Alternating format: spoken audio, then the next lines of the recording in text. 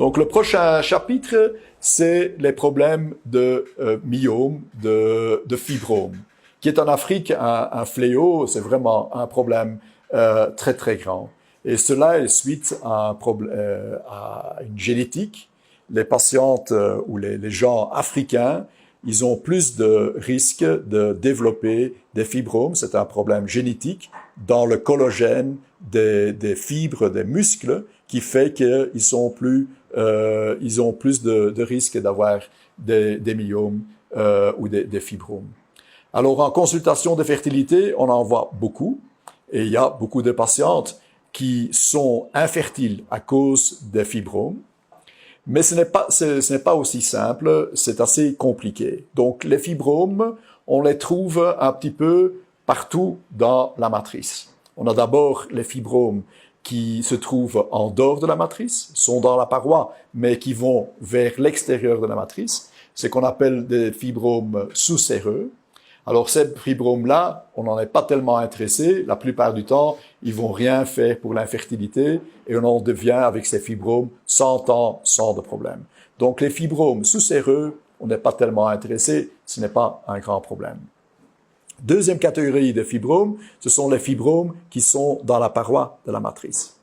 Alors un petit fibrome dans la paroi de la matrice, ça passe sans problème, aucun problème pour la fertilité. Mais une fois qu'ils deviennent très grand, et là on dirait de plus que 3-4 cm, ça peut donner des problèmes d'infertilité. C'est pas toujours clair si ça va donner un problème de fertilité, oui ou non, mais bon, la plupart du temps, l'expérience nous dit que ce n'est pas très bon. Ça diminue la fertilité, et si on doit faire des traitements de fertilité comme l'in vitro, la FIV, ça va diminuer l'implantation. Surtout des fibromes au-dessus de 4 cm dans la paroi. Aussi après, une fois que la patiente est enceinte, ça va interférer avec une grossesse normale. Ça peut donner des fausses couches, ça peut donner des accouchements trop tôt, préterme, et que l'enfant n'a pas encore complètement développé, et qu'on perd l'enfant, et qu'à la fin, on n'a pas d'enfant à cause de ces fibromes. Et puis une troisième catégorie, et ça ce sont ceux qu'on n'aime pas du tout, ce sont les fibromes qui vont dans la cavité utérine. Ce sont des fibromes qu'on appelle sous-muqueux, donc ils sont dans la paroi, mais ils passent dans la cavité utérine. Et ça c'est comme des cailloux qui sont dans la cavité, qui empêchent l'implantation de l'embryon, qui empêchent la grossesse, qui empêche l'évolution d'une grossesse, qui fait qu'il y a une fausse couche précoce à cause de ces myomes-là. Alors ça, ce sont des myomes qu'il faut enlever. Si on continue un traitement avec ces myomes-là, vous risquez de ne pas avoir de grossesse ou d'échouer ou qu'il y a des fausses couches. Ce sont les myomes qu'on enlève, qui ne sont pas toujours faciles à enlever.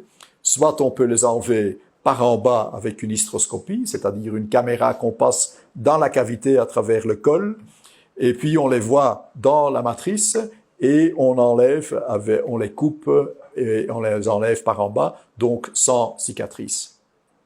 L'alternative est de les enlever par en haut, à travers le ventre, soit avec cœlioscopie, soit en coupant et en ouvrant le ventre, et comme ça, on a accès, on peut enlever tous les fibromes. C'est important pour nous, avant de commencer un traitement de fertilité, un traitement de FIV, que la matrice, elle est, clean, qu'elle est bien pour accepter les embryons et qu'il y a une grossesse évolutive.